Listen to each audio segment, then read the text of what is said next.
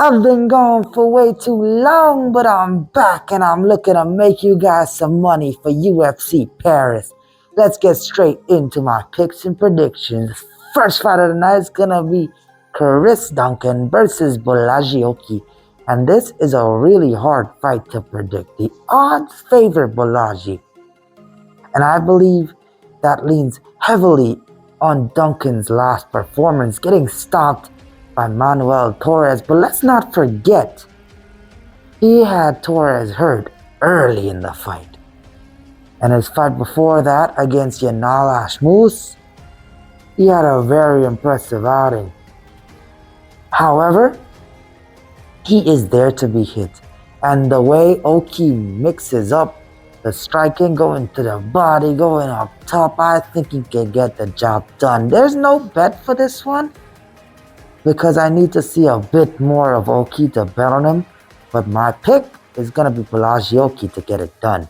Next up is a women's bantamweight fight between Nora Cornolle versus short notice replacement in Jacqueline Cavalcanti. Fun fact, this is a rematch, and the only loss that Cornolle has in her fighting record.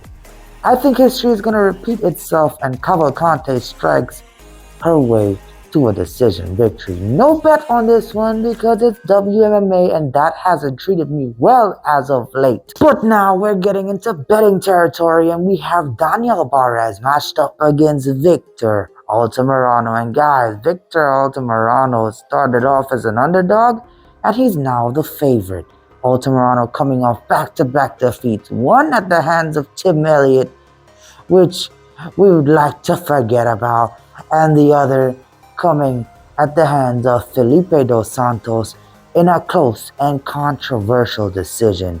I support Victor in this one mainly because of how impressive he looked against Felipe dos Santos, and I think that experience will work out well for him in this one. I'll be placing a bet on it as well for Altamirano to get the job done. Next up, we got another 135-pound women's MMA fight between Alin Perez and Darya Zheleznyakova. I may have butchered that name and I'm sorry, but I tried my best.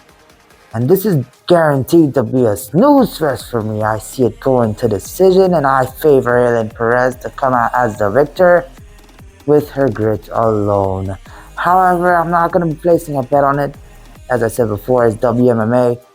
Not that good with that one. Next up, we got Taylor Lapilus versus Vince Morales. A fight that has been added to the card recently, and I see it as a layup for Lapilus. I got him winning a decision in this one, but I'm not going to be placing my money on it because the value is not 100% there. He's a heavy favorite to win, and to win by decision, the odds are not that great. Next up, we have Ludovit Klein matched up against Roosevelt Roberts. Now, Klein has looked absolutely amazing in his recent performances. I see him getting it done with his impressive striking. However, Roberts is susceptible to getting submission, and that prop is live in this one. You could look at putting half a unit on it, which is what I'm going to do for this one. Half a unit means if you're simply going to place a $100 bet on all your bets, instead of going with 100, try to go with 50. Ludovit Klein, he has 8 submission victories, 9 KOs. People say he's going to just KO his opponent. But let's be honest, once you land a clean strike, submissions present itself and he can win the fight that way. So it's a long shot prop. Don't put a lot of money on it. Just put half a unit. Next up, we got Oumar C versus Woon Jung. And Oumar, don't let the record and the size fool you. He wants to take the fight down to the ground. He wants to win the fights by submission, and that's exactly what I see him doing in this one. Woon Jung coming off a submission loss to a striker in Carlos Ulberg, where he was submitted by a rear naked choke with a couple of seconds left on the clock. Oumar is most likely going to get the job done in the same way, just in earlier fashion. I'll also be placing a bet on Oumar to win under 2.5 rounds. And next up, we got a light to heavyweight scrap between Ion Cutelaba versus Ivan Erslan, and I'll be honest, these aren't the best fighters at 205. Ian has one round of cardio in him, and Ivan is not that far off from that. He's not really had any amazing wins, and he finishes fights very early, so enjoy this one as long as it lasts. I see Ivan getting it done by KO, and why not? I'll be placing a bet on Ivan to win by KO, putting my money where my mouth is. Next up, we got a fight that could either be a barn burner or a snooze fest, and it really depends on who is getting the better of who. For us, Ziam has good striking, low output, but does enough to win rounds. His fighting style can be boring. And then we have the steamroller.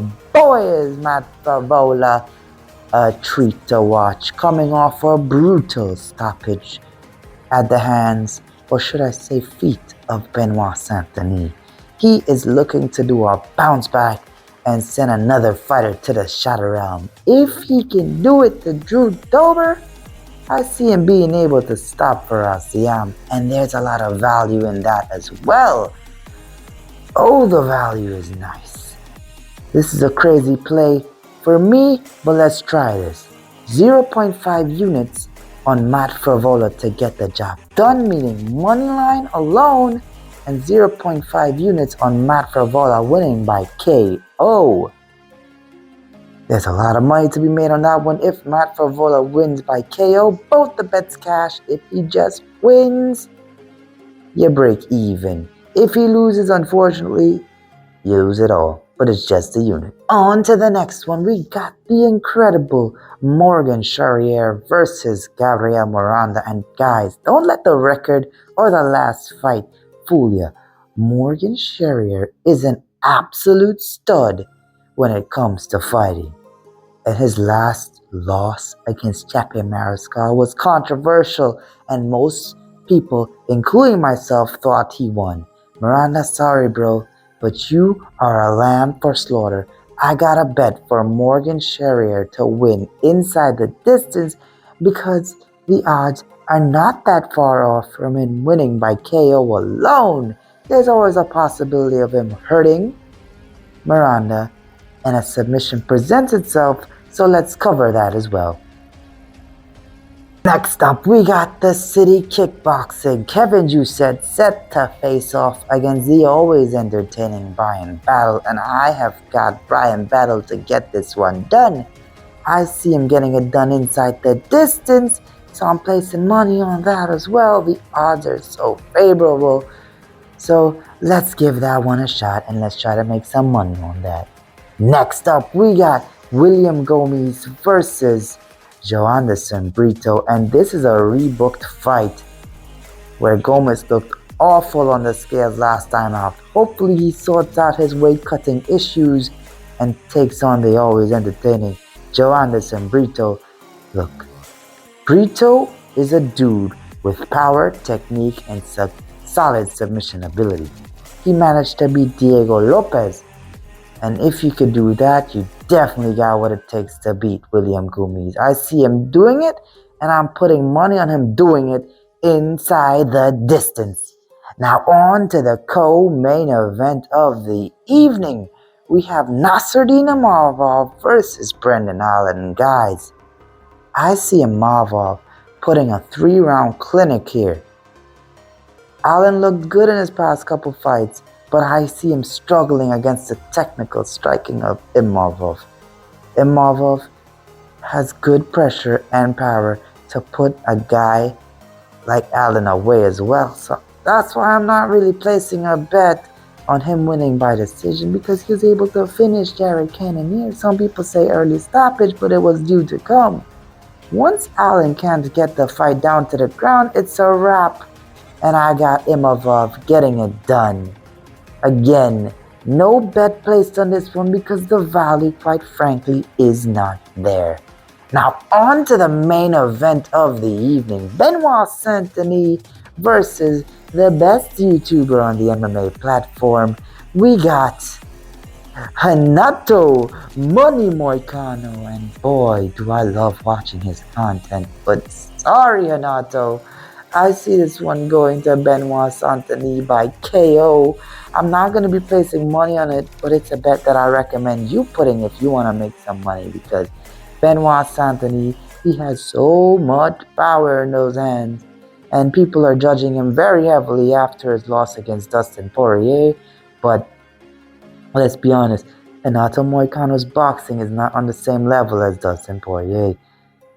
Against Jalen Turner, he could have gotten stopped.